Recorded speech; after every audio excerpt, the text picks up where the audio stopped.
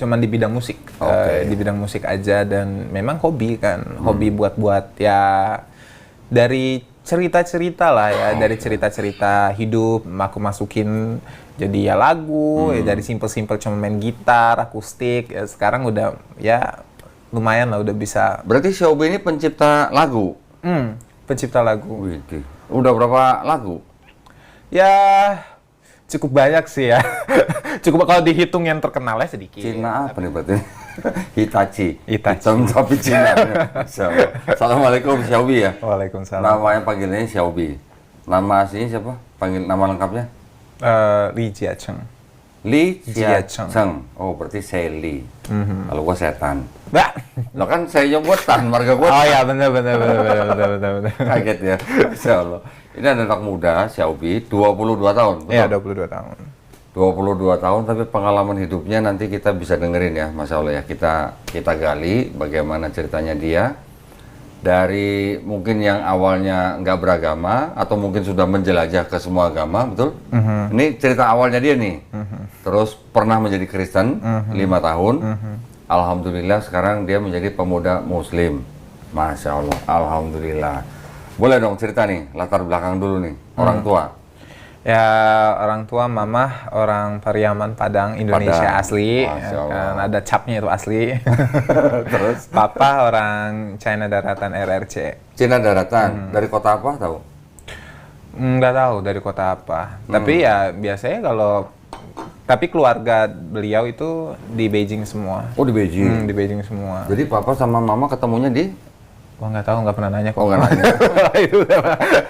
Aku anak terakhir soalnya kok. Oh, dari berapa? Jauh. Dari 5 berapa? saudara. 5? Lu Lima bungsu? saudara. Bungsu. Enggak, mama kan almarhumah, udah meninggal. Kalau papa ya udah punya kehidupannya sendiri lah. Oke, di Indonesia apa di luar. Di mana? Di Cina? Di Cina. Oh, balik ke Cina? Balik ke Cina. Oke. Xiaobi sendiri lahirnya di mana? Aku di Indonesia. Oh, lahir di Indonesia? Gede, besar di sini. Oke. Mama udah nggak ada. Mama nggak ada tahun berapa? 2022, leukemia. Kanker darah. Berarti ya ini jalan 4 tahun ini ya? Iya, jalan 4 tahun. Oke, nah sekarang berarti Xiaobi tinggal sama siapa? Sama kakaknya paling tua? Sendiri. Aku sendiri? Alhamdulillah ya, karena kan kerja. Jadi ya punya kediaman sendiri kok. Keren ya, umur 22 udah punya rumah. 22 apa 20 tahun punya rumahnya? 20 tahun. 20 tahun udah punya rumah sendiri, Masya Allah. Keren. Jadi ceritanya dulu sekolahnya kemana aja? Ya SD, SMP, SMA di Indonesia. Kalau kuliah, alhamdulillah di luar negeri, di Filipina. Filipina. Ya, di Filipina. Tapi ya program studi memang yang sebentar lah. Ya, memang sesuai bidang aja, ya kan, bidang musik instrumental. Oh, jadi apa nih, musician berarti? Iya, karena kan aku punya nggak bakat sih, hobi ya.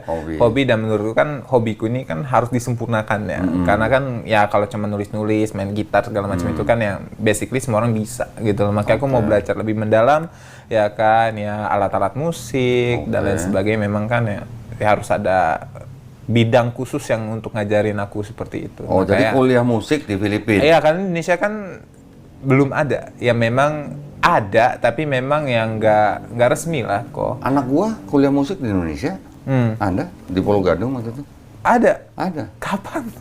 Udah lama. Dari tahun berapa? Nah, kalau aku, karena menurut aku tuh, karena kan memang ya sebetulnya ini balik lagi ya, banyak yang mengatakan Indonesia nggak begitu bagus dan lain sebagainya. Makanya ya udahlah, coba lompat ke Filipina. Memang kan kalau Filipina itu kalau di bidang musik menurutku bukan lebih bagus ya, tapi bagus lah. Ya kan, karena memang ya sudut pandang aku pribadi ya. Ya, nah, yang bikin lu ke Filipina waktu itu tahu info dari mana? Temen. Oh, ada teman. Ya, temen. Karena kan kebetulan aku kenal orang di salah satu perusahaan di Filipina, dan ya rekomendasiin lah ya kan, di sini akhirnya coba ke sana dan ya belajar musik lebih dalam, belajar ya mewadahi bakat aku. Jadi berapa tahun di Filipina? Baru balik. Hah? Ini baru balik dari Filipina? Baru balik. Jadi berapa tahun? Cukup lama sih, pokoknya abis mama meninggal aku ke Filipina. Oh, jadi hampir kurang lebih 4 tahun ini? Iya, 4 tahunan. Oke. Baru balik, nggak baru balik banget sih, udah setahunan. Setahun. Tapi memang ya bolak-balik ke sana, karena memang kan banyak orderan ya, bukan orderan ya, yang minta tolong buat kerjasama untuk membuat lagu Bikin itu musik. dari Filipina. Karena kan teman-teman ya, link-link itu, networking aku di Filipina lebih besar. Kuliahnya di Filipina berapa tahun? Cuman 1,5 tahun. 1,5 tahun, sekarang udah terima orderan? Iya, sebenarnya sebelum aku kuliah pun udah. Oh, udah. Waduh. Iya, karena basically kan aku komposer ya. Oh, berarti sebelum kuliah pun lu udah punya keahlian? Iya, gitu. Dan memang ya terbatas kok. Oh, Makanya oke. aku perlu bantuan orang lain. Makanya itulah mau coba belajar lebih dalam. Jadi bisa semua ya aku embat lah. Berarti untuk komposer, arranger. Oh, berarti waktu lu kuliah di Filipina, begitu lulus lu udah go internasional berarti? Amin. Enggak. Ya karena memang karena temen ya gitu. Oke. Jadi kalau go internasional terkesannya terkenal sekali. Tapi kan yang ngasih lu order kan orang luar negeri kan? Iya, memang orang luar Berarti kan negeri. go internasional lu udah itu Iya, namanya? Alhamdulillah dah kalau kayak gitu. Sebentar. AC-nya kok nggak dinyalain sih ya? Agak gerah ini. Nah, keren ya. Umur 22 tahun udah terima orderan dari orang luar negeri loh. Terus orderannya berarti orderan tentang musik semua? Iya, karena memang aku cuman di bidang musik. Oke. Di bidang musik aja dan memang hobi kan. Hobi buat ya dari cerita-cerita lah ya, dari cerita-cerita hidup aku masukin jadi ya lagu, ya dari simple-simple cuma main gitar, akustik, ya sekarang udah ya lumayan lah udah bisa Berarti Xiaobi ini pencipta lagu? pencipta lagu. Wih, udah berapa lagu? Ya cukup banyak sih ya. Cukup kalau dihitung yang terkenalnya sedikit. Oh, Tapi terkenal. kalau yang apa? Coba yang terkenal apa tadi? Siapa tahu nanti yang nonton juga tahu nih. Oh, ternyata ini yang bikin gitu misalnya. Lagu apa yang viral? Yang viral mungkin yang sering didengar yaitu Pano. Parno. Pano. Oh, Pano. Pano. Pano Nah, yang itu nyanyi siapa? Yang nyanyi Zak. Zak dari Filipina. Zak. Aku bukan yang menciptakan sih, lebih yang mengkompos. Oh, kompos. Kompos lagunya. Pano ya. Pano. Terus apa lagi? Itu doang sih yang viral. Oh, itu doang. Tapi yang beneran viral ya. Iya, Beneran iya. viral. Tapi yang lain juga ada yang viral juga. Mungkin di negaranya kali ya. Kayak contoh aku buatin lagu di Taiwan ya mungkin viral di Taiwan ya kan kayak gitu, atau yang kayak cuman viral-viral dipakai buat musik-musik dance background TikTok kayak gitu aja yang viral musiman lah kok. Oke. Ya viral musiman. Di handphone ada nggak lagu-lagu ciptanya? Ada. Contoh Coba. Pano ada. Coba dong. Di mana? Pinjam sama saya itu ya handphonenya? Pinjemin dong, pinjemin. Siapa panggilannya? Polo. Can I borrow your phone? Nah. Wah, ini ceritanya tadi Xiaobi ini ke studio Garda Mualaf. Ini bawa anak muda dari Taiwan, panggilannya Polo, dan Polo ini ke Indonesia belum sampai 2 bulan ya. Terus kemudian Polo itu qadarullah bertemu dengan orang atau dibawa sama Xiaobi ke salah seorang ustadz, namanya Ustadz Hamzah, betul ya? Terus kemudian Polo ini berdiskusi dengan Ustadz Hamzah kurang lebih berapa jam tadi? 8 jam. 8 jaman. Terus akhirnya Polo ini masuk Islam, memeluk Islam. Cuman karena Ustadz Hamzah nggak bisa keluarin sertifikat, datang ke studio Garda Mualaf tadi bersyahadat ulang untuk mendapatkan sertifikat. Betul. Berarti ini anak muda juga udah dapat pahala gede nih, ya. Bawa anak Taiwan ke sini bersyahadat masuk Islam, Amin. Alhamdulillah. Ini juga karena Oke. orderan aja sebetulnya. Ya, tapi anak muda sekarang 22 tahun kerjanya udah musik komposer berarti ya. Keren loh ya, berarti udah Kalau gitu. sekarang udah nyoba, alhamdulillah udah arrange lagu juga. Oke. Udah ya karena kan sekarang ya karena hasil belajar itu kan Oke. gitu. Dari yang cuman bisa ngekompos cerita jadi lirik, sekarang udah bisa membuat lirik itu jadi lagu. Oh, oke. Jadi dengerin burung juga bisa jadi lagu tuh ya. Iya, karena kan ya sebagai seorang arranger kan kita dituntut untuk ya bagaimana membuat ya sebatas cerita itu ada ada feel-nya gitu loh ya kan. Itu kan ya harus pinter-pinter, nggak cuma sebatas drum, gitar itu kayak udah basic banget gitu loh. Enggak, biasanya kalau anak Cina kan nggak mikirin musik ya biasanya. Apa? Ini Cinanya Askara bagaimana nih? Aduh, Cina mana nih kalau di RRC kok itu. Enggak, setahu gua kalau Cina Glodok nggak ada yang main musik masalahnya. Oh, iya benar juga. Benar Kalau juga. Cina di Beijing mungkin main musik itu ya. Oke. Kayak di Cina bagus sih kok dari Musik ya? dia dunia industri musik ya, industrial di bidang musik itu Bagus, cukup ya? bagus sih. Di kawasan Asia sana, Asia Timur ya kalau nggak salah Oke. itu. Nah, oke, sekarang ini tadi kita udah lihat, udah tahu profesinya Xiaobi sekarang sudah menjadi musik komposer, gitu ya, keren ya. Terus ke perjalanan spiritualnya, lu sampai SMA agama apa? Kalau di KTP ya Islam. Oh, KTP. Kalau di KTP Islam. Terus? Tapi ya karena kan aku tipe kalau orang yang banyak bertanya. Aku tipe orang yang pakai logika, ya kan. Walau memang kalau kita ngomongin faith atau iman itu kayaknya nggak bertabrakan lah. Oke. Kalau dipakai logika tuh kadang-kadang suka bertabrakan. Dari sanalah yang mulai agak explore gitu loh, yang memang ya tadi spiritual itu kan memang penting ya, karena kan ya menurut aku pribadi ya setiap manusia pasti punya prinsip lah, ya kan. Tapi balik lagi prinsip itu kan harus punya dasar, karena kalau nggak ada dasarnya semua manusia berprinsip bisa masing-masing membuat prinsip masing-masing. Tapi dari kecil pendidikan agama dari ibunya nggak ada? Atau Ada. Nah itulah yang yang membuat aku bertanya karena kebetulan kan keluarga dari pihak mamah itu kan Islamnya dari Sumatera lah, ya kan. Dan dari Padang lagi ya? Iya, dan kalau nggak salah itu keponakan mama dan lain sebagainya itu tuh Syiah. Oh, ada yang Syiah.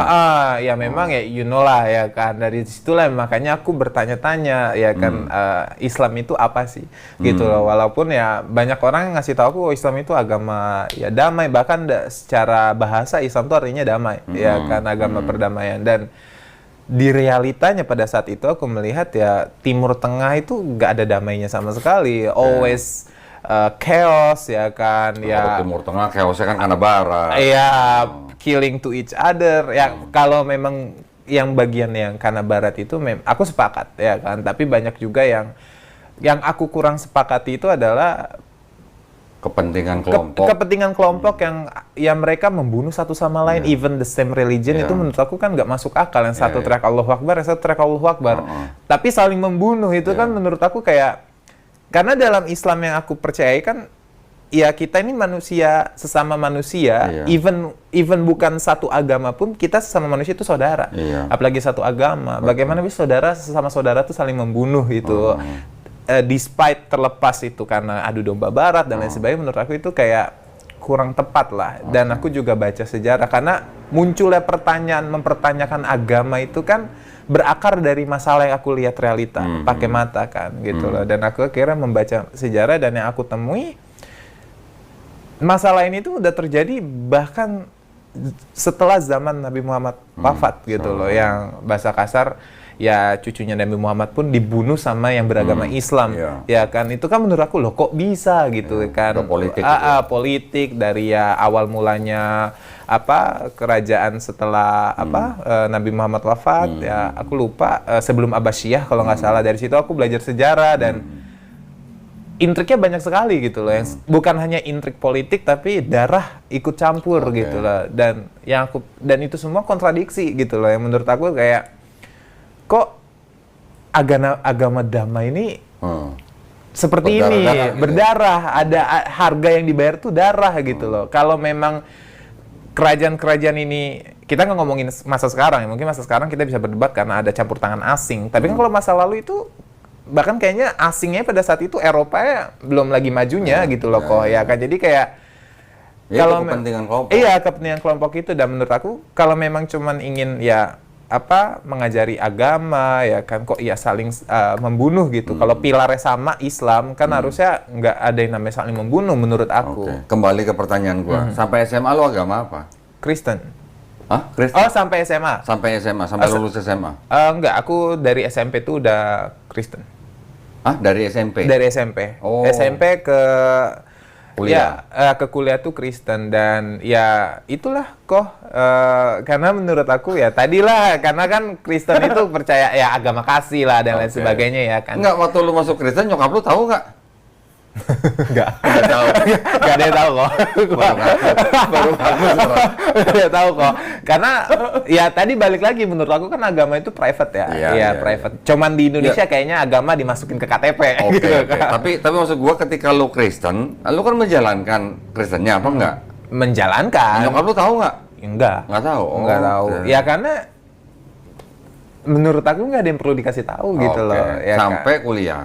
Sampai kuliah, sampai ya tadi lah, karena kan aku explore ya kan, aku explore agama-agama yang menurut aku masuk akal yang mana sih gitu Oke. loh. Ya, Berarti lu sempat mempelajari agama lain atau Iya. sampai menjalankan? mempelajari agama lain ya. Tapi belum menjalankan. Nggak menjalankan, yang menjalankan Kristen aja, Kristen karena aja. memang hanya Kristen yang bisa menjawab itu gitu loh. Menjawab apa? Ya tadi Kasih, ya kasih dan lain sebagainya pada saat itu, karena kan memang kebetulan ketemu orang yang tepat untuk bertanya. Oh, Ya itu kan? pendeta. Ya, Oh. pada saat itu. Dan memang yang aku nggak bilang yang aku tanya di agama Islam nggak tepat, tapi mungkin nggak ada kapasitas untuk menjelaskan yang membuat udah cukup nih di hati gitu untuk menjawab pertanyaan yang ada di hati aku gitu loh. Nggak, lu waktu itu ketemu siapa? Ketemu pendeta apa gimana?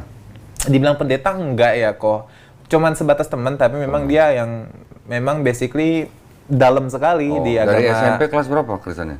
Dari SMP kelas udah mulai goyang, dari mungkin sebelum SMP udah mulai goyang kok. Dulu sebelum Enggak, SMP. karena memang aku tuh dari SD itu suka banget lomba-lomba debat kayak gitu. Oh, Bukan gitu? tipe yang suka debat gitu. Kayak guru aja aku debat gitu. Buset. Ya kan, makanya kayak contoh ya, masalah gampangnya katanya masalah siksa kubur. Aku juga bertanya itu, masalah siksa kubur ya kan.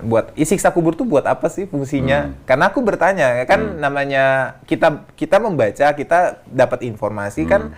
Ya, bahkan dalam Islam pun ya nggak ada salahnya untuk bertanya, ya Oh, iya, kan. iya. Makanya aku bertanya, siksa kubur itu ada buat apa? Ya kan. Katanya untuk orang-orang yang memang nggak bisa menjawab pertanyaan apa gitu. Dan kenapa pertanyaan itu penting gitu loh, ya kan.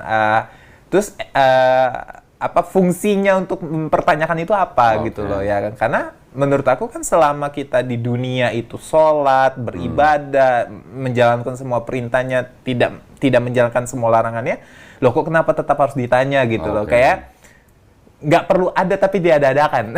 Aku pada saat itu bertanya gitu. Dan katanya, karena kalau you berbuat dosa di dunia, itu itunya di alam kubur, ya kan. Loh, terus fungsinya neraka buat apa? Kalau sudah dilakukan di alam kubur, ya kan. Berarti double dong ini penyiksaannya, ya kan.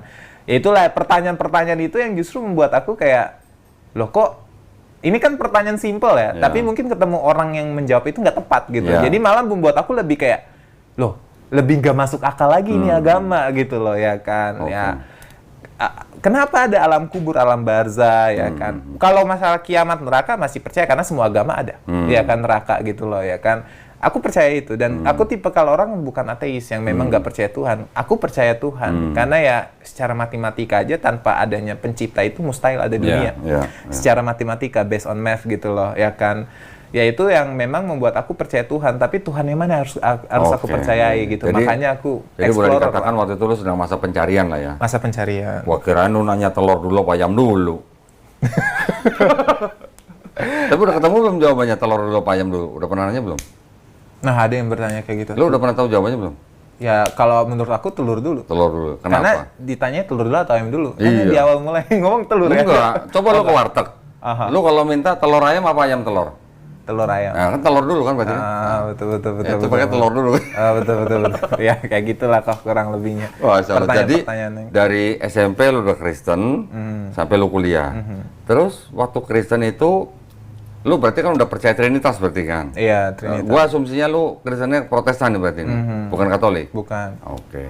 Terus waktu dari Kristen, lu masuk Islamnya tahun berapa? Masuk Islam itu Atau kembali ke Islamnya tahun berapa jadi? enggak masuk Islam, bener kembali ke Islam. Karena gak ada yang diubah juga toh ya di KTP dan sebagainya. Iya. Aku bukan masuk Islam ya, Kembali, kembali mempercayai Islam itu ya di tahun 2024-an. 24, oh berarti 2024. belum sampai 2 tahun ini berarti ini? Iya, belum sampai 2 tahun. Oke, nah gimana caranya waktu itu? Balik Islamnya? Aku mulai ya meragukan sebetulnya. Meragukan? Sebenarnya nonton juga YouTube ya. Oh, iya. aku mulai meragukan karena ya banyak sekali yang debat sama Kodoni blunder. Oke. Ya kan, bahkan kayak loh kok mending gue ding debat sama dia gitu loh, bahasa kasar debat sama Kodondi gitu loh, kayak nggak mewakilkan sekali gitu loh. Yang ya dari situ yang aku dan banyak sekali hal-hal yang ya tadi lah yang aku bilang, kenapa agama dipegang sama manusia yang memang tempatnya ego gitu loh, yang itu menurut aku nggak masuk akal. Dari situ juga, nah aku mulai mempertanyakan itu semua ya dari orang, ya dari kayak Kodondi, ya yang banyak lah ya, penceramah-penceramah di luar sana yang memang khusus belajar masalah agama gitu loh, yang bener juga ternyata nggak masuk akal gitu loh, ya kan. Dari sini aku bertanya lah, ya kan, dan jawaban aku sama, percayai. Apa yang harus dipercayai? Ini kan pertanyaan simpel. Ya kalau misalnya agama nggak bisa menjelaskan pertanyaan simpel dari kita manusia yang mengikuti agama itu loh, apa yang membuat jadi pegangan kita mengikuti agamanya gitu loh. Yang aku tanya itu, orang-orang yang aku tanya itu selalu ngomong, ya udah imani aja. Apa yang perlu diimani? Ini kan pertanyaan yang nggak bersangkutan sama iman, ya kan? Ini pertanyaan kayak, kan holy book ya, Quran, Alkitab, Injil atau apapun itu kan, itu kayak buku manual kita sebagai manusia. Bagaimana cara lebih dekat lagi kepada Tuhan. Tuhan manapun yang terserah gitu loh. Nah kalau buku manualnya aja error, ya kan, ya kemungkinan besar yang kita lakukan pun akan error, akhirnya hasilnya, outputnya gitu loh. Makanya aku tanya yang pertanyaan simpel itu, ya apa itu tinta merah, tinta hitam, dan lain sebagainya, yang menurut aku nggak sepantasnya gitu loh. Lalu siapa juga yang, karena pada saat itu memang yang kenapa aku masuk Kristen, balik lagi kok, aku nggak mempermasalahkan kitab pada saat itu. Aku keluar dari Kristen karena kitab. Aku masuk Kristen bukan karena kitab.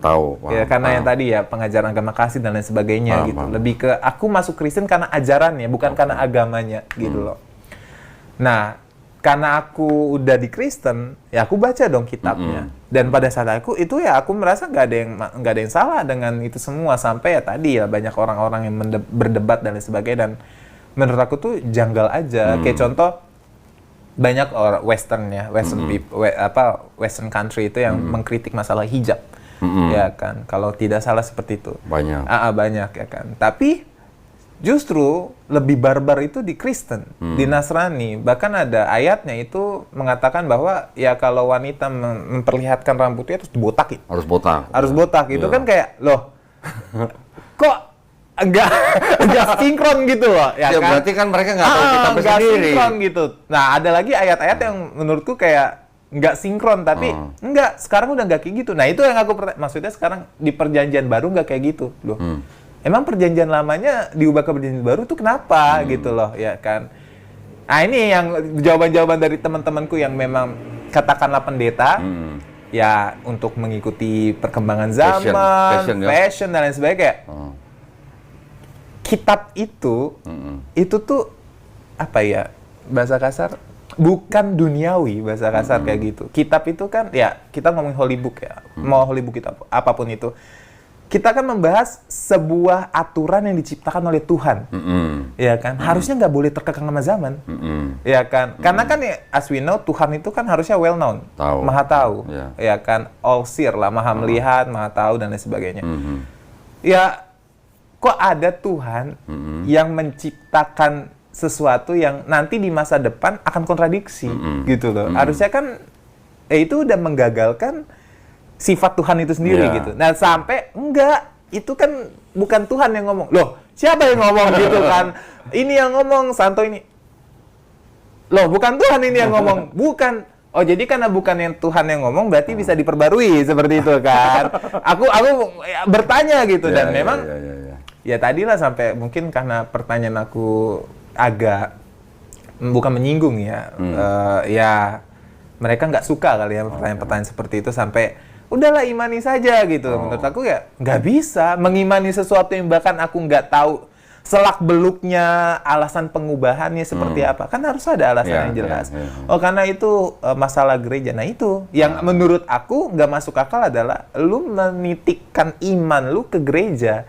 Ya memang basically manusia yang tiap kali dipilih, ya kan, kayak Paus itu kan dipilih terus, ya kan. Dan lain sebagainya, aturan-aturan seperti itu menurut aku tuh nggak bisa untuk agama, karena agama itu kan yang boleh mengubah itu kan Tuhan, ya kan. Kayak contoh Nabi Muhammad turun, ada Al-Quran karena ini menyempurnakan kitab sebelumnya. Itu kan yang yang menyebabkan itu terjadi Tuhan, bukan karena keinginan manusia. Oh nih, gua nih Muhammad, gua mau ngubah gitu kan. Enggak. Kan yang memutuskan Tuhan. Oh, yang sebelumnya harus diperbarui itu Tuhan, bukan karena manusia. Karena balik lagi kok, menurut aku pribadi, manusia itu kan penuh ego, ya kan. Prinsip pun prinsip pribadi, ya kan. Entah itu datang dari keluarga, entah itu datang dari lingkungan, yang basically nggak bisa dijadikan alat ukur untuk menunjang agama gitu. Agama ini kan kita ngomongin ketuhanan gitu loh. Itu ya dari situ aku mempertanyakan. Tuhan kan pasti punya aturan buat ciptaannya. Iya betul kok, ya kan. Dan kok bisa diubah? Kalau diubah-ubah lah, ini pasti nggak berasal dari yang menciptakan. Exactly, dan sampai akhirnya, diubah, tapi kan yang diubah bukan yang tinta merah. Dari situ aku mulai mendalami masalah Alkitab. Jadi ada perbedaan gitu loh antara tinta merah sama tinta yang bukan tinta merah gitu loh. Akhirnya aku merasa, jadi yang tinta merah ini apa? Aku bertanya dong, karena namanya baru masuk agama ya, kayak contoh temanku baru masuk agama Islam pasti kan bertanya-tanya gitu kan. Tinta merah ini apa ya kan? Tinta yang bukan merah ini apa? Tinta merah ini yang langsung dari Yesus. Siapa yang nulis? Yesus yang nulis, ya kan? Tuhan Yesus yang nulis. Kan pada saat itu manggilnya Tuhan Yesus. Tuhan Yesus yang nulis. Bukan juga. Bukan. Loh, terus ini kan bahaya banget ya kok ya. Kita ngomongin kayak mewakilkan Tuhan itu kayaknya kalau mewakilkan Nabi masih bisa masuk akal ini. Kayak contoh sahabat Nabi mewakilkan Nabi jadinya sunnah. Kayak hadis. Manusia sama manusia ini kayak si orang ini mewakilkan Tuhan gitu. Kayak seakan-akan kayak kok berani banget gitu loh yang mewakilkan Tuhan gitu kan. Tapi oke lah, namanya iman itu kan buta kok ya. Gitu. Oke lah ya kan. Terus diubah ini yang bukan tinta merah. Ini masih bisa diubah. Itu Shopee bicara sama siapa? Diskusi sama siapa? Pendeta-pendeta. Pendeta-pendeta. Dan itu kayak, mohon maaf ya, mungkin bisa disensor geblek. Karena pertanyaan aku yang harusnya membuat aku semakin yakin, jadi semakin bertanya-tanya. Gitu. Jadi kayak, kok jadi kayak gini? Jadi selama ini kita percaya ini yang mana gitu kan. Awal mula adanya kitab ini, itu kapan setelah Tuhan Yesus disalib ya kan? Jauh jaraknya. Loh, tambah kok bisa jauh jaraknya begitu loh kan, kayak kok bisa jauh jaraknya? Kalau jauh jaraknya kok bisa legitimate? Kan manusia lupa. Mau itu dia murid alim sekalipun nggak mungkin nggak lupa kok, ya kan? Kok bisa legitimate gitu loh kan? Kita ngomongin kitab dari Tuhan. Satu kata salah aja nih, Tuhan ngomong AB jadinya AC, itu kan bahaya kok. Gitu loh. Kok bisa percaya ini legitimate? Imani saja. Jadi yang setiap kali pertanyaan aku nggak bisa dijawab sama beliau-beliau, kartu kuncinya imani saja. Makanya kayak, nggak bisa. Padahal kan zaman sekarang udah bukan imani saja ya. Oh iya. Udah ada Flash, udah ada BRI. Iya, memang. Masalahnya itu udah 3 kali tadi ngomong imani saja. Lebih kok. Ya, tapi yang diomongin si Xiaobi tadi ada benernya. Memang di Kristen itu kan dulu masa tertentu akhirnya ada dari kalangan mereka yang mencoba menentukan ini perkataan Yesus atau bukan. Ketika mereka menganggap ini perkataan Yesus, barulah sama mereka dikasih tinta merah yang tadi Xiaobi bilang, ya kan? Tapi yang menentukan ini tinta merah atau bukan kan ini kan orang-orang yang dari gereja. Nah, itu pemenang siapa? Ya itu tradisi mereka, udah nggak apa-apa. Itu adalah menurut mereka itu adalah juga berdasarkan inspirasi Roh Kudus gitu. Yang menulis bukan langsung Yesus, juga dikatakan yang menulis juga mendapat inspirasi Roh Kudus. Ya nggak apa-apa, monggo. Cuman masalahnya kalau kita mau lebih dalam lagi, kita harus melihat Bible itu agak jauh dikit. Jangan terlalu dekat. Kalau terlalu dekat ya itu tadi ngomong tinta merah, tinta hitam, tinta merah, tinta hitam. Tapi kalau kita agak jauh dikit, yang nulis ini siapa? Tahu nggak namanya siapa? Kalaupun bukan orang yang bernama itu yang menulis, yang ngasih nama itu siapa? Betul. Kapan ditulis? Di mana ditulis? Itu yang harus kita tahu. Lebih jauh lagi, yang ini awalnya kitab siapa? Yang ini Oke, ini punya Kristen, tapi yang ini ada perjanjian lama, ini punya siapa? Itu juga harus tahu. Terus, kalau lebih jauh lagi, ini konsep ketuhanan keselamatan ini gimana? Yang ini sama nggak sama ini? Ternyata ada beda. Yang begitu juga tuh yang memang orang Kristen zaman sekarang memang nggak tahu. Iya, makanya tadi karena ya penasaran aku nggak bisa dijawab. Dari awalnya cuma penasaran sampai meragukan. Paham gak sih kok? Awalnya cuma penasaran. Tapi nih. dulu waktu Kristen sempat dibaptis? Enggak. Oh, belum dibaptis. Enggak, karena aku memang kan ya tadi aku lagi mau belajar, ya, Oke. lagi mau Tapi belajar. sudah jadi jemaat gereja tertentu.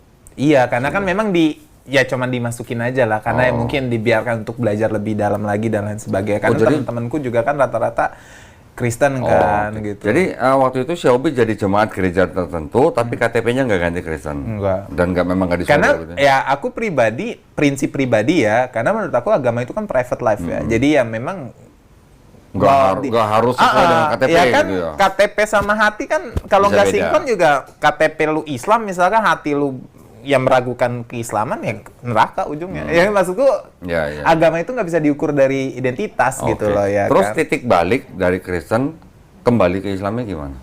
Oke, ya tadi lah awalnya Dari pertanyaan-pertanyaan situ. ya aku meragukan bukan iman ya, bahasa kasar kayak textbook. Kalau kita ngomongin masalah iman itu kayaknya gak bakal kelar Oke. duduk perkaranya, karena ya iman lu A, iman gua B gitu kan. Tapi aku langsung masuk ke textbook ya, buku manual yang aku ragukan dan gak ada yang bisa menjawab.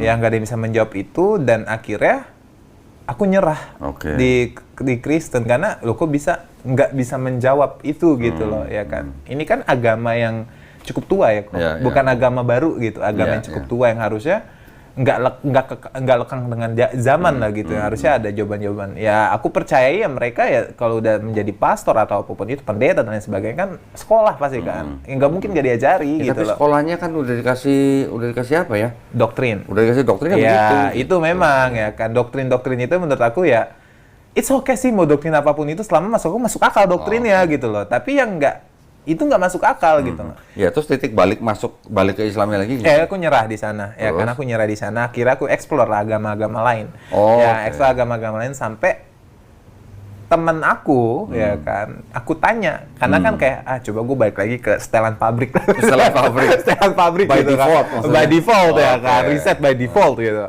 Aku tanya ke temen aku yang menurut aku ya anak pesantren ya bahasa kasar ya pasti sekolahnya sekolah agama gitu. Aku tanya lah 3 pertanyaan gitu loh, 3 pertanyaan yang memang ternyata dia nggak bisa menjawab. Apa Tapi oke, pertanyaan pertama itu masalah takdir kata Oke. Allah. Karena ini mamaku sering sering menjelaskan kayak takdir itu dibagi 2, takdir yang bisa diubah, takdir nggak bisa diubah ya kan. Nah aku mau pertanyaan takdir yang nggak bisa diubah. Contoh kematian, apa yang dirahasiakan sama Allah itu kan kemarin ada 3, kapan, di mana dan bagaimana. Itu rahasianya Allah. Manusia nggak bakal ada yang tahu gitu loh. Karena ya kita masuk logika sih sebetulnya, kalau manusia tahu kapan dia mati pasti kan hari-hari sebelum dia mati pasti khawatir terus. Iya. Makanya sama Allah dirahasiakan ya, nggak masuk akal. Tapi yang aku jadi nggak masuk akal adalah aku bertanya lah ke temen aku. Sekarang kita pertanyaan simpel aja. Takdir itu kan menurut kitab itu sudah Allah tuh sudah tahu itu jauh sebelum diciptakan 50.000 ya kan. tahun Ya, cuman roh aja, ruh ya kan. Kita masih ruh itu ya, masih dikumpulin di suatu alam ya kan. Sebelum nanti ditanya ya kan, nanti jadi manusia kah, jadi apakah seperti itu. Ya udah, aku memutuskan untuk bertanya. Jadi kalau misalnya takdir gua mati ditembak sama orang misalkan, ya kan. Itu udah takdir, gua mati ditembak sama orang, misalnya besok gua mati ditembak sama orang. Iya, sudah takdir. Berarti apapun yang terjadi gue bakal mati besok ditembak sama orang. Kayak gitu kok. Nggak kejawab. Nggak kejawab, ya kan. Terus? Jadi ya Yang kedua? yang kedua, intinya nyampe 3 pertanyaan itu nggak dijawab. Nggak Oke. bisa dijawab. Karena memang pertanyaanku kan bukan pertanyaan teologis, lebih pertanyaan logika. Ya kan. Sampai akhirnya ya udah coba tanya seorang yang tepat. Akhirnya aku menemukanlah orang yang tepat. Ya kan. Nah, kebetulan namanya Ustadz Hamzah. Ustadz Hamzah. Aku bertanya masalah pertanyaan-pertanyaan tadi, masalah kebahagiaan dan lain sebagainya. Memang didasari oleh logika tapi masuk akal, didasari oleh agama tapi masuk akal. Oke. Seperti itu. Dan akhirnya memutuskan, oh ternyata selama ini agama yang dulu gua yakini adalah agama barbar, agama nggak logis, ya agama yang memang basically didasari oleh darah dan lain sebagainya, ternyata yang paling masuk logika gitu loh, ya kan. Ya tadi ya aku merasa kayak too much rules gitu, terlalu banyak aturan, terlalu banyak larangan yang menurut aku kayak kok seperti kita tuh dikekang gitu dalam agama ini, dan ternyata dijelaskan loh alasannya seperti itu. Terjawab semua? terjawab semua. Tapi pertanyaanku yang utama itu loh yang menurut aku yang membuat aku untuk ya udahlah, aku yakini kembali lah agamaku gitu loh. Ya artinya semua pertanyaannya Xiaobi terjawab semua oleh Ustadz Hamzah. Ustadz Hamzah. Masya Allah. Termasuk ngomongin masalah Kristennya nggak? Enggak, aku enggak ada yang tahu kok Kristen. Even beliau. Oh gitu. Aku ngomong sama beliau itu cuman sebatas kayak Bi, kamu manggilnya Abi, ya kan Abi Hamzah. Bi, gua mau tanya nih, ya kan? Gua mau tanya nih, pertanyaan soalnya gua meragukan nih, gitu kan, ya kan? Apa pertanyaannya, gitu kan? Berarti nanti kalau podcast ini udah tayang, baru Ustadz Hamzah tahu ya, lu ya. Waduh, bisa begini. Iya, makanya lah nyokapnya aja nggak tahu lagi gimana Ustadz Hamzah ya. Gak ada yang tahu, Bi. Gak ada yang tahu kok. Soalnya memang basically ya tadi lah prinsip aku, menurut aku nggak ada yang perlu tahu lah masalah iman itu kan dalam hati ya gitu loh, maksudnya dalam pribadi kita, jadi nggak perlu di show off juga gitu kan. Ntar abis ini lu minta maaf sama Ustadz Hamzah lu. Tapi Masya Allah, berarti Ustadz Hamzah bisa menjawab pertanyaan Xiaobi dan akhirnya Xiaobi kembali ke Islam. Syahadat ulang berarti? Enggak sih. Kan nggak ada yang tahu. Syahadat mandiri atau? Iya, syahadat mandiri. Karena kan sholat kan udah otomatis kan syahadat. Yang penting syahadat mandirinya gitu kan. Berarti sholat tobat dong lu? Ya, seperti itu lah kok. Sholat tobat. Tapi selama lu jadi Kristen, makan babi? Makan. Oh, makan. Gimana, enak kan? Sama aja sih kayak daging normal pada umumnya. Karena mungkin karena aku baru makannya pas sudah itu ya, jadi nggak ada yang sensasi gimana. Apalagi lu di Filipina 4 tahun. Aku justru makan babi di Indonesia kok. Oh, makan di Indonesia? Lah, kalau di Filipina kan babi begini, babi begitu. Semua makanan banyak kan babi. Enggak kok, jarang di Filipina. Justru di Filipina tuh nggak tahu ya, mungkin di tempat aku aja ya. Lalu di Filipina di mana? Manila? Enggak, di Paranaque. Gua dulu pernah ke Filipina, di Manila. Ya biasa kalau kita cari makan ya di mall gitu ya, food court ya. Hampir semua makanan dari babi. Nah, gimana mau makan dari babi? Oh ya, kalau food court ya. Tapi kan kalau aku makannya memang basically kantin kantor kayak gitu, atau yang ya KFC, McD yang memang di lidah. Soalnya Filipina makanannya ambar. Iya. Malah lu makan babi malah di Indonesia? Iya, itu. Makanan Filipina aku bisa makan tuh yang tapsilok doang. Tapsilok? Tapsilok doang. Karena paling ya menurut aku ya cocok di lidah aja, yang nggak begitu lebay gitu rasanya. Loh, berarti ketika lu dari lahir sampai SMA lu tinggal sama nyokap berarti? Iya, sampai nyokap almarhum. Sampai nyokap meninggal. Oke. Ceritanya cukup menarik ya, berarti seorang anak, ya masih boleh dibilang, kalau SMA tuh kan masih belia lah ya. Tapi pola pikirannya udah jauh kemana-mana, bahkan bisa sampai pindah ke Kristen. Tapi alhamdulillah akhirnya kembali ke Islam.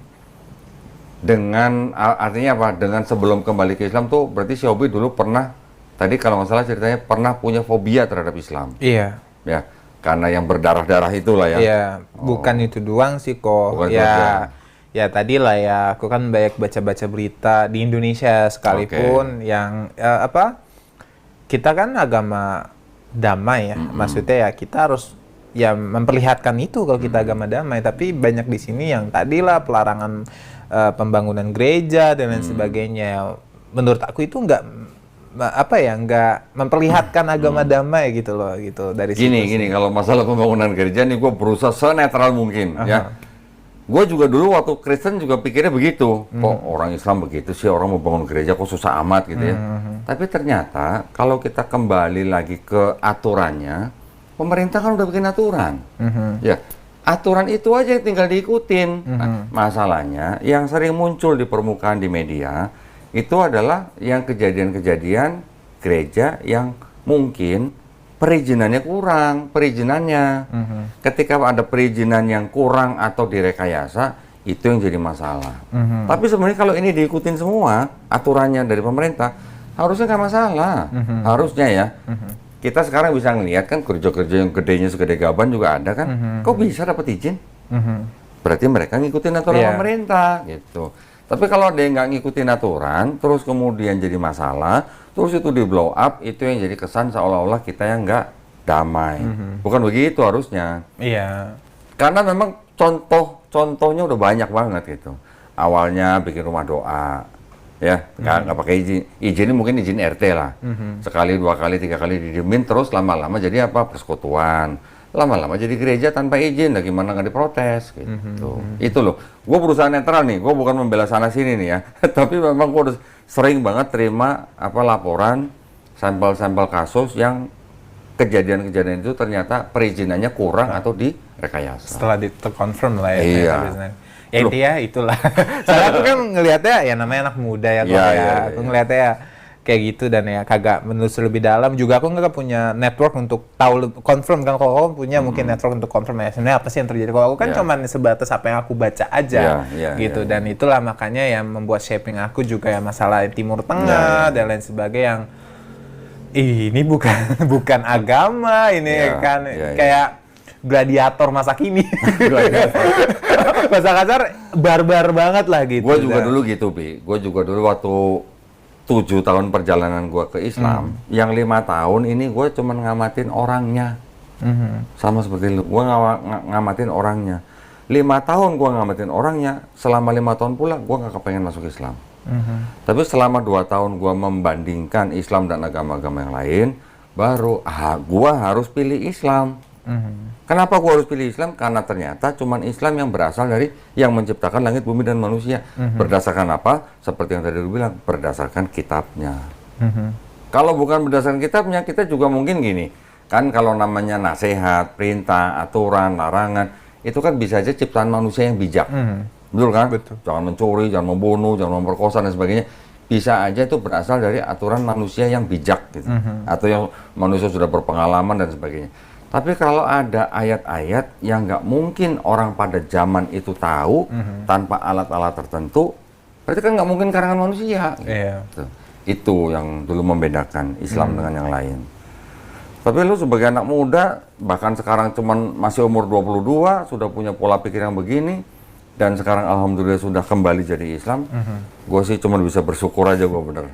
Dan itu sebenarnya bisa dimanfaatkan buat siar Islam juga sebenarnya. Makanya tadi setelah dia nganterin orang Taiwan Sahadat di sini, gue paksa podcast di sini. Karena ternyata dia juga ngaku, saya juga mualaf kok, Masya Allah. Berarti itu ya, sesuatu yang kita pengen tahu bagaimana ceritanya orang bisa masuk Islam. Tujuannya apa? Supaya orang-orang yang sudah Islam mendengar cerita seperti cerita Xiaobi ini, jadi paling tidak lebih waspada. Waspada buat diri sendiri, waspada buat keluarganya. Ya kan?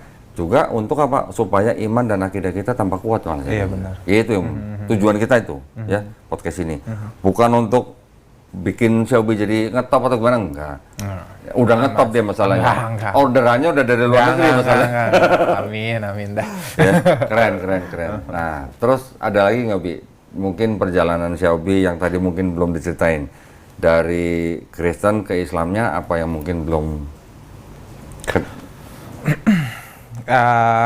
Aku kan memang suka traveling ya kok. Gitu. Dan aku salah karena satu... pekerjaan atau karena memang duit? hobi ya. Enggak lah, amin bagaimana mudah-mudahan ya. Mudah-mudahan. Ini banyak buat amin nih kok di sini. Jadi karena suka traveling dan salah satu wishlist aku kan ya setelah aku mempercayai Kristen itu mau ke Vatikan. Widih. Ya kan. Although mungkin bukan karena aku bukan Katolik kan, tapi memang penasaran aja. Lu bukan Katolik, kenapa pengen ke Vatikan? Penasaran aja gitu. Karena ya menurut aku kayak kok ada sih ya gitu loh. Karena kita tahu lah sejarah Eropa itu kan semua disetir sama Vatikan. Entity kecil tapi bisa menyetir Eropa gitu kan. Untuk Katolik loh ya. Untuk Katolik. Ya, kalau sekarang mungkin udah enggak gitu. Kalau dulu kan gitu. Penasaran apa sih? Sekarang untuk Katolik masih Vatikan. Untuk Katolik. Tapi kalau nggak, maksudnya dalam birokrasi negara-negara Eropa udah enggak. Udah beda zaman lah gitu. Aku ya punya prinsip yang gue pengen tahu nih akarnya gitu loh, yang gue percaya ini gitu loh, ya kan. Maulah ke sana, coba-coba mau ke sana. Nah, tapi kan yang balik lagi ya, kan nggak segampang itu ke sana ya. Akhirnya kan? sampai nggak? Nggak, karena udah meragukan dulu. Udah meragukan dulu. Nggak perlu buang-buang duit kok. Oke. Udah meragukan duluan. Nah, disitulah aku coba searching masalah paus dan lain sebagainya. Mungkin kalau paus dari aku kecil tahulah, kenal lah masalah paus, kayak semua orang tahulah paus itu siapa ya kan. Makanya kayak ya aku mencoba sejarah pengangkatan paus dan lain sebagainya. Sejarah paus pertama itu siapa dan ternyata cikal bakal itu ada Alkitab itu ternyata dari mereka-mereka. Dari situ aku kayak makanya aku penasaran lah mau ke sana gitu kan. Tapi ya karena kebetulan udah meragukan jadi nggak jadi ke sana. Tapi memang titik yang paling membuat aku meragukan agama Kristen ya. Aku nggak bilang kalau pengikut penganut Kristen itu salah atau benar dan sebagainya. Tapi menurut aku pribadi ya kan meragukan itu karena ya tadi kontradiksinya banyak kayak contoh lah yang nyampe ada kalau nggak salah ilmuwan yang dieksekusi mati sama gereja karena hanya mengatakan bumi itu bukan titik edar ya kan ya kan terus ternyata sekarang diubah itu kan menurut aku dari situlah pengubahan itu yang justru membuat aku kok diubah alasan pengubahannya apa siapa yang mengubah titiknya ya kan perlu dong ada ukurannya ya kan diubahnya tuh sampai seperti apa ya kan ini bukan Alkitab ya maksudnya kitab suci itu kan kitab Tuhan bahasa gitu kan Tuhan yang ingin itu ada gitu loh terlepas nanti siapa yang ingin itu ada tapi kan yang kita tahu semua kitab manapun Tuhan yang mau itu ada gitu untuk jadi buku panduan manusia. Nah, untuk mengubah karangan Tuhan itu kan harus ada titik yang memang jelas alasannya kenapa harus diubah dan sebetulnya ada pengubahan itu pun sudah mematikan sifat ketuhanan sendiri. Karena kan namanya Tuhan itu maha tahu ya kan. Kalau Tuhan menciptakan apa dan otomatis kan harusnya terpakai sampai masa depan gitu, nggak terkekang oleh waktu. Nah, situlah pertanyaan itu ternyata terjawab karena ya yang bukan menciptakan, yang menulis part itu yang diubah oleh gereja itu adalah si santo-santo murid-murid ya, apalah itulah ya kan. Dari situlah aku bertanya, oh jadi bukan part Tuhan ya kan ya. Oh berarti kalau misalnya nih Alkitab nih ya, kalau cuman yang tinta merahnya berarti segini nih. Sisanya itu yang tebal itu yang manusia yang membuat ya kan. Nah dari situ kan aku bertanya ya kan, boleh dong bertanya ya. Karena itulah pertanyaan-pertanyaan tadi yang dijawab imani saya menurut aku nggak bisa. Kita kan manusia. Tuhan menciptakan manusia tidak seperti hewan, gitu. Manusia membedakan manusia sama hewan itu adalah rasa, akal rasa. Memang basically hewan nggak punya gitu loh. Kan Tuhan yang menciptakan manusia build-nya by default-nya seperti ini. Ya berarti kan Tuhan mau kita bertanya, ya kan? Tuhan mau kita kalau memang Tuhan nggak mau itu.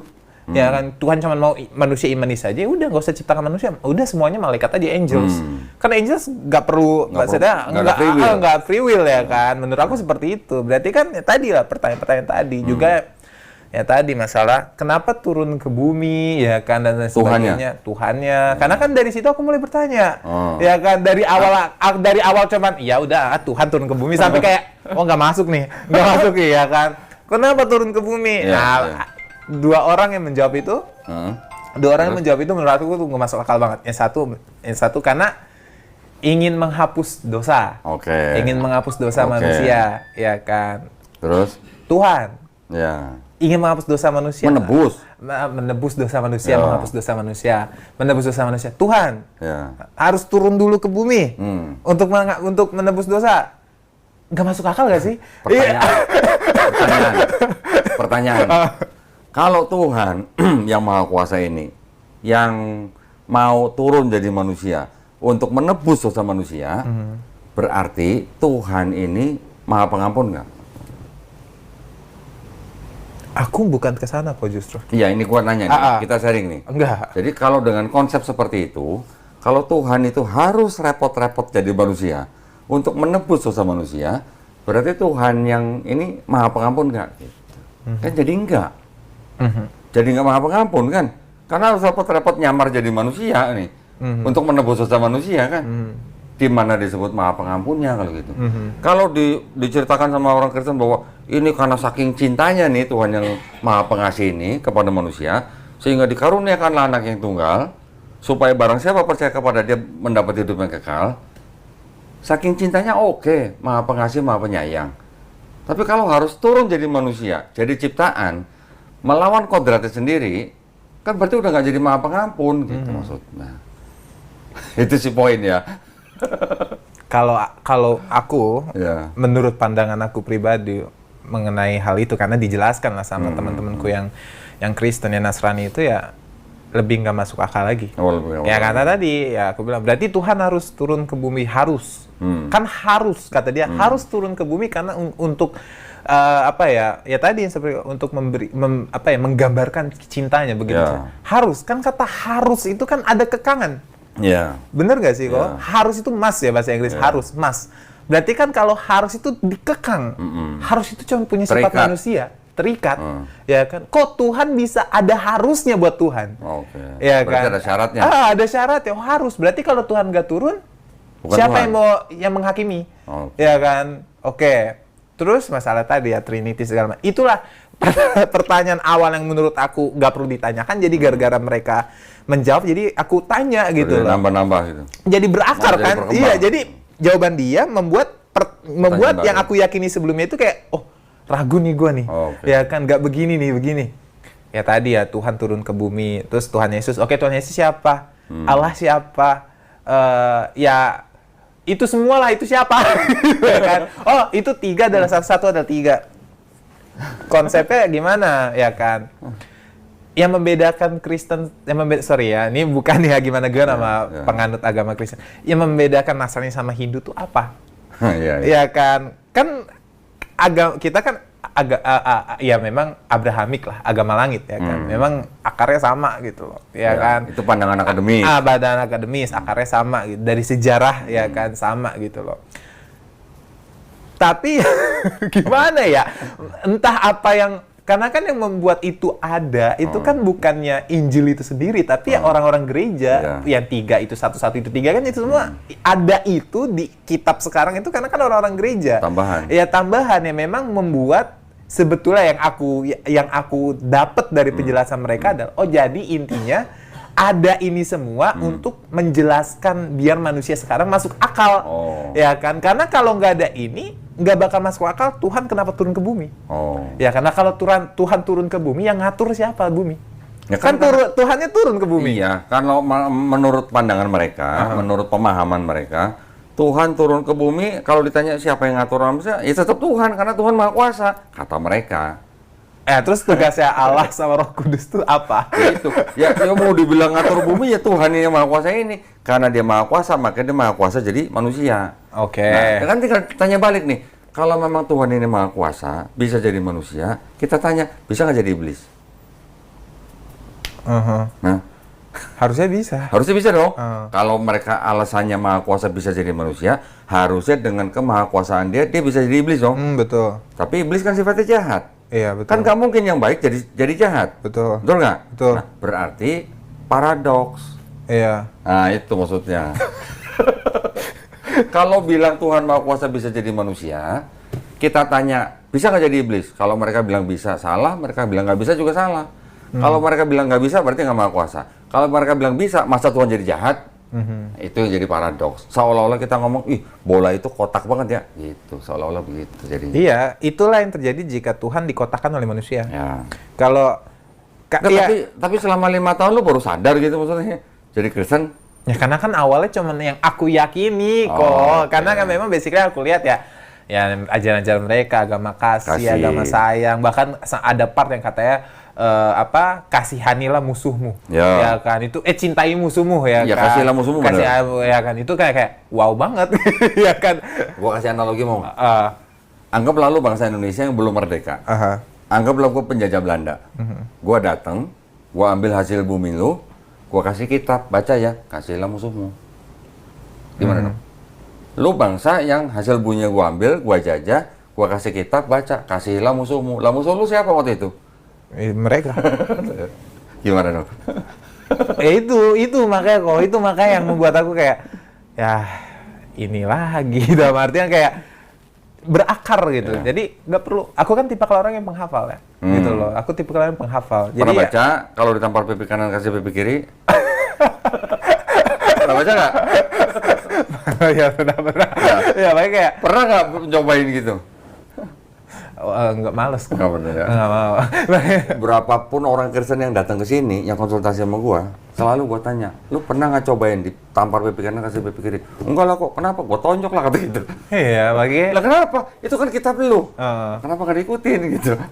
Iya, tapi aku penasaran. Ini pertanyaan yang sebetulnya nggak perlu aku tanya ya, karena aku bukan Kristen lagi gitu. Atau setidaknya aku nggak mempercayai itu lagi ya, karena apa yang membuat akhirnya ya tadi selain Koko bilang menelusuri segala macam yang sampai ya tadi ya meragukan Kristen itu. Kalau dari Koko sendiri Oke. Dondi. Kalau masalah tadi Trinitas itu kan tadi kan selalu jawabannya imani saja.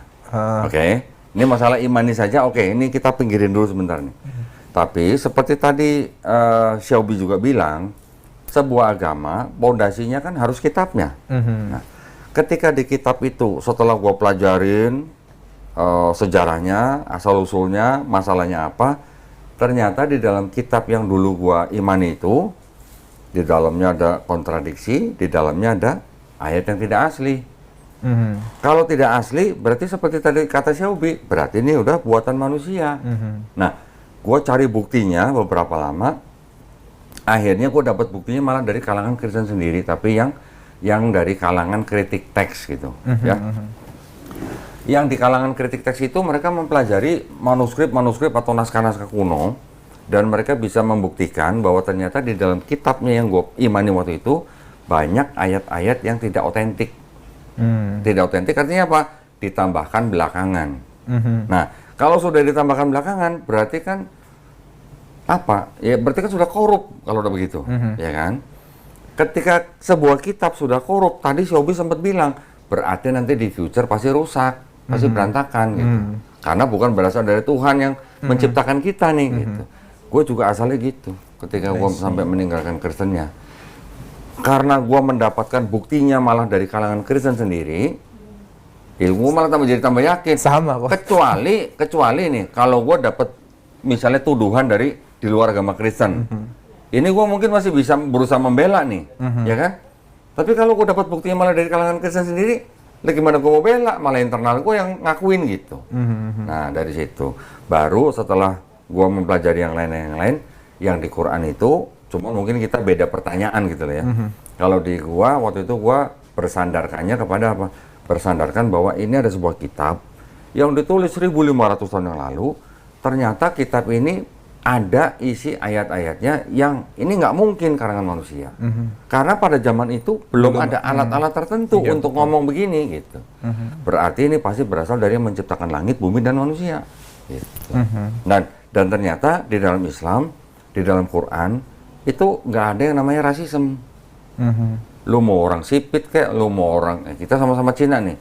Lu pengen nggak kalau misalnya benar Tuhan jadi manusia, lu pengen nggak Tuhan itu sipit? Sebagai orang Cina. Iya, maksudnya gitu kan? Kalau di Kristen mereka percaya Yesus itu Tuhan jadi manusia mengambil ras Yahudi, ya kan? Kenapa? Lah kan Yesus orang Yahudi. Kenapa dia jadi orang Yahudi? Lah itu makanya kan jadi menimbulkan orang lain ras lain iri. Kalau Tuhan ngambil ras jadi satu ras tertentu Yahudi, gue orang Cina juga pengen dong Tuhan gue sipit gitu, ibaratnya begitu. Tapi aku lihat di gereja di Cina Tuhannya sipit. Lah, itu bukti. Itu bukti omongan gua. Karena orang Cina juga pengen menggambarkan Tuhan seperti ras mereka, makanya mereka menggambarkan Yesusnya sipit. Lo tau nggak gereja Ethiopia taunya Yesus kulit apa? Hitam. Jadi itulah bukti omongan gua bahwa kalau Tuhan sampai dia mengambil manusia menjadi manusia dengan ras tertentu, otomatis ras yang lain pasti berangiri dong. Lah buktinya di Cina Yesus sipit, di Ethiopia Yesus kulit hitam. Itu yang menunjukkan bahwa Tuhan itu tidak maha adil kalau dia jadi manusia gitu. Betul. Maksudnya. Nah, jadi ketika gua belajar di Islam, ternyata di Islam tidak ada yang namanya rasisme. Ya. Orang Cina sama orang Arab nih kita bandingkan nih. Ada hadis yang mengatakan bahwa orang Arab tidak lebih baik daripada orang non-Arab. Non-Arab kan bisa Cina, bisa orang kulit hitam, bisa orang kulit putih, dan macam-macam. Orang non-Arab juga bisa lebih baik daripada tidak lebih baik daripada orang Arab. Yang lebih baik dari mereka ini yang bagaimana? Yang bertakwa. Berarti kita orang Cina bisa lebih baik di mata Allah SWT dibandingkan dengan orang Arab kalau kita lebih bertakwa daripada mereka. Benar. Begitu juga sebaliknya. Berarti di Islam yang diukur atau yang dinilai adalah takwanya, bukan rasnya gitu. Itu yang gua terima di dalam Islam. Berarti kalau begitu di Islam tidak ada diskriminasi. Harusnya nih ya, ini ajarannya kan. Kalau masalah aplikasinya di dunia, di Timur Tengah segala macam sampai terjadi begitu, itu nggak mengikuti ajaran Qur'annya, tapi itu udah urusan politik gitu. Tapi kalau di Islamnya nggak ada urusan beda-beda ras atau urusan diskriminasi, nggak ada. Itu yang bikin gua akhirnya gua nggak bisa nolak, gua harus milih Islam karena terbukti Islam ini cuman Islam yang diturunkan yang menciptakan langit bumi dan manusia. Gitu. Benar. Ya itu sih, ya memang menurut aku membuat Islam itu sempurna ya karena memang gua bukannya maksudnya mau merendahkan orang yang masuk Islam karena ngeliat orang dengar azan atau ngeliat orang wudhu atau ngeliat orang sholat atau ngeliat haji. Ada orang-orang Islam yang masuk gara-gara ngeliat begitu. Ya fine aja, hidayah bisa lewat apa aja gitu. Tapi kalau gue caranya lewat situ gitu.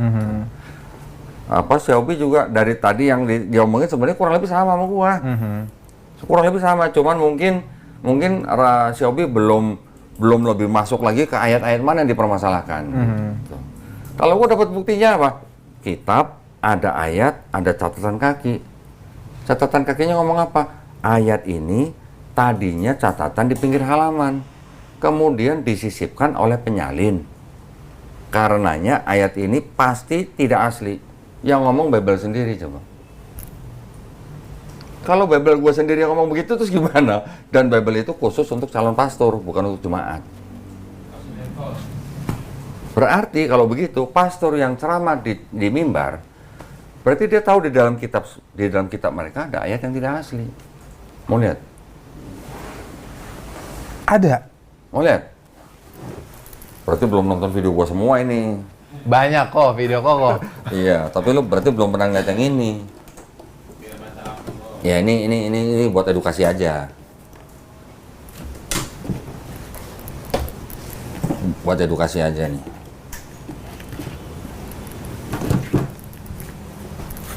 Pernah lihat nggak begini? Tebalnya beda nih, ya. Ini apa? Kitab suci? Katolik. Tulisannya apa nih? Tidak untuk diperdagangkan. Nah, berarti orang Katolik sendiri pun nggak bisa beli ini. And how do you get this? Ada deh. Oke. Ya, ini ada pengantar dan catatan lengkapnya. 2009 dipersembahkan kepada umat Katolik Indonesia oleh Direktorat Jenderal Bimbingan Masyarakat Katolik Departemen Agama Republik Indonesia. Resmi nggak? Resmi. Percetakan Arnoldus ND, ya. Dicetak cuma 3.000. Ya, ini 2009. Di seluruh kitab ini ada ayat, ada catatan kakinya. Oke? Dan di seluruh kitab ini yang mengajarkan konsep yang paling sempurna tentang Trinitas, yaitu ada Bapa, Firman, dan Roh Kudus, dan ketiganya satu, cuma satu ayat. Cuman ada satu ayat yang mengatakan Bapa, Firman, dan Roh Kudus, dan ketiganya satu. Mau tahu? Di sini. Bunyinya begini. 1 Yohanes pasal 5 ayat 7. Robi tolong bacain. Yang garis merah.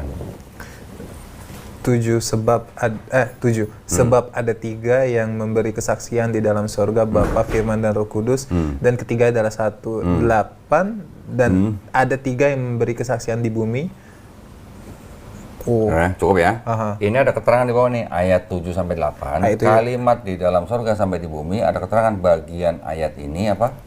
Bagiannya tidak terdapat dalam naskah-naskah Yunani yang paling tua dan tidak pula dalam terjemahan-terjemahan kuno. Bahkan tidak dalam naskah paling...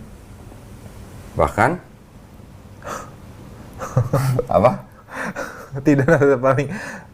Baik dari Vulgata. Nah, Vulgata itu Bible dalam bahasa Latin di abad 4. Terus? Bagian ini kiranya aslinya sebuah catatan di pinggir halaman, salah satu naskah terjemahan Latin yang kemudian disisipkan ke dalam penyalin dan akhirnya bahkan disisipkan. Lu baca disisipkannya gimana sih perasaannya coba? Disisipkan. Manusia dong yang manusia. Oleh siapa? Oleh penyalin. Tolong diulang. Latin yang kemudian disebutkan ke dalam naskah oleh penyalin dan akhirnya bahkan disisipkan ke dalam beberapa naskah Yunani. Karenanya bagian ini pasti tidak asli. Nah, tolong ulang. Karenanya bagian ini pasti tidak asli. Nah, tidak asli kata lainnya apa? Tidak otentik. Nah, tidak otentik kata lainnya apa? Satu kata aja. Manusiawi. Penciptanya ya manusia. Kalau tidak asli sama dengan apa? Serius. Palsu. Ya. Kan based on textbook ya. Iya. Based on textbook. Kita cuma bacain loh. Based on textbook, benar. Kita cuma bacain loh, ya. Sumpah baru tahu. Lo baru bener. Sumpah baru tahu. Nah, kitabnya orang Kristen yang Protestan dengan yang ini, kan di Kristen Protestan ada 66 kitab dari Kejadian sampai Wahyu. Sama dengan yang ada di sini juga ada. Cuman di sini punya 7 kitab disebut Deuterokanonika, itu yang tidak masuk dalam kitabnya orang Kristen Protestan. Yang 7 Deuterokanonika itu ditolak oleh Kristen Protestan. Tapi yang 66 di sini sama dengan yang punya 66 Protestan. Gitu. Pertanyaan. Kan kok waktu itu Kristen kan? Pasti Ya. keluarga juga Katolik. Katolik apa? Enggak, Kristen. Kristen. Semua Berarti Protestan. keluarga Protestan juga kan. Nah. Di kitab normal nggak ada. Nggak ada. Nih gua tunjukin. Makanya biar lu punya bayangan. Nih, yang gua pegang dari kecil dulu yang begini. Tebelnya beda banget ya. Beda jauh lah. Lu perhatiin dari depan. Atau yang dari Matius lah misalnya. Matius lah. Nih Matius. Buka yang Matius nih. Oke. Ini ayat. Oke. Di sini yang di bawah cuma ada catatan ayat-ayat doang yang paralel dengan ayat-ayat yang di sini. Tapi kan nggak ada catatan kakinya. Iya. Kalau di sini lihat nih. Matius. Ini ayat, ini catatan kaki tuh. Ini ayat, ini catatan kaki. Sepanjang ini.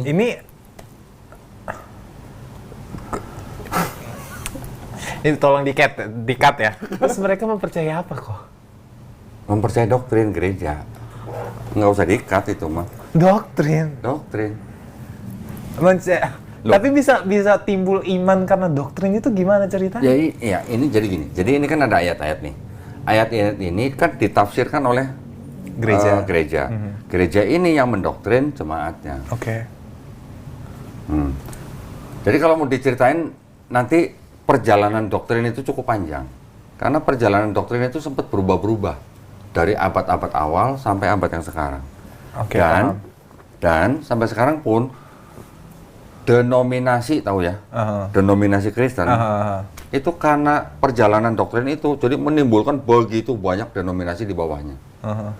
Dulu Kristen kalau lihat daftar ini, cat ini, Kristen ketika sampai di abad 4, abad 5 itu Kristen menjadi Kristen patriarki. Satu kelompok nih besar dipimpin oleh bapak-bapak gereja. Ketika di tahun 1054, abad 11 loh, Masehi loh, baru pecah Katolik Ortodok. Oke. Yang Katolik di abad 16 pecah lagi menjadi Protestan. Yang Protestan pecah lagi menjadi Lutheran, Anglikan, Calvinis, Metodis, Baptis, Advent dan sebagainya. Total semua ini kalau dihitung kurang lebih sekarang baru 60.000 denominasi. 60.000. Oke. Katanya loh ya, yang bilang 60.000 loh. Segitu banyaknya denominasi. Karena apa? Karena doktrinnya tuh akhirnya berpecah kecil-kecil gitu. Beda dikit, pecah. Beda dikit, pecah. Katolik sama Ortodok aja yang segitu gedenya. Selain daripada manajemen gereja, pecahnya juga gara-gara begini. Ortodok bilang, Roh Kudus itu berasal dari Bapa saja. Katolik bilang, Roh Kudus itu berasal dari Bapa dan Anak. Cuman beda begitu aja pecah. Ortodok dan Katolik. Oke. Ya, jadi yang di sini 66 kitab, itu di sini juga ada 66 kitabnya. Nih gue bukain, gue buktiin nih. Yang tadi lu baca, sama apa nggak isinya di sini? Yang merah nih. Oh iya. Sama nggak sama ini yang lu baca tadi? Sama. Sama isinya. Ini kan? Cuman di sini nggak ada catatan kaki, di sini ada catatan kaki. Berarti kayak pendeta-pendeta pastor itu tahu ini. Tahu. Mereka tahu ini karenanya bagian ini pasti tidak asli. Tahu. Tapi mereka meyakini, even mereka tahu Tahu, iya. penyebabnya doktrin. Doktrin dan gaji lah. Tapi siapa kalau nggak gaji? Iya sih. Terus Koko kan aku lihat sering berdebat lah. Waktu itu juga pernah berdebat sama pendebat dari agama Protestan ya. Laki-laki apa perempuan sih? Yang mana? Kalau perempuan gua kayaknya belum pernah. Laki-laki berarti ya. Iya. Tapi dia kayak perempuan. Kayak perempuan. Itulah pokoknya. Aku lupa ingat lah. Iya, iya. Itu pernah dikasih lihat ini kok. Yang debat online apa debat tatap muka? Face to face kayaknya. Face to face. Macam-macam. Jadi gini, ini pendeta juga responnya macam-macam ya. Gue pernah debat dengan seorang pendeta yang senior. Gue akuin dia pengetahuan ilmu tentang Kristen udah sangat tinggi. Jadi ketika gue debat sama dia, gue pegang ini. Ya. Dan gue tahu, dia tahu masalah yang tadi lu baca. Gue tahu dia tahu gitu. Gue tanya, Pak, 1 Yohanes pasal 5 ayat 7 itu firman Tuhan bukan? Gue tanya begitu. Karena dari awal debat dia klaim bahwa kitab dia adalah firman Tuhan semua. Semua. Oke. Jadi ada ketika sudah di akhir-akhir perdebatan, gue pegang ini, gue tanya, Pak, 1 Yohanes pasal 5 ayat 7 itu firman Tuhan bukan? Dia tahu itu bermasalah, tidak asli. Dia dengan jujur menjawab bukan gitu. Dia jawab jujur bukan, itu jauh lebih terhormat daripada dia bilang itu firman Tuhan. Karena kalau dia bilang itu firman Tuhan, gue tinggal buka ini, gue suruh kamera zoom, itu di live kan di YouTube itu. Lebih parah lagi. Oke, begitu dia bilang bukan firman Tuhan, yang nonton live kan tepuk tangan. Ya kan? Habis itu gue tanya lagi, kalau begitu Pak Pendeta, kita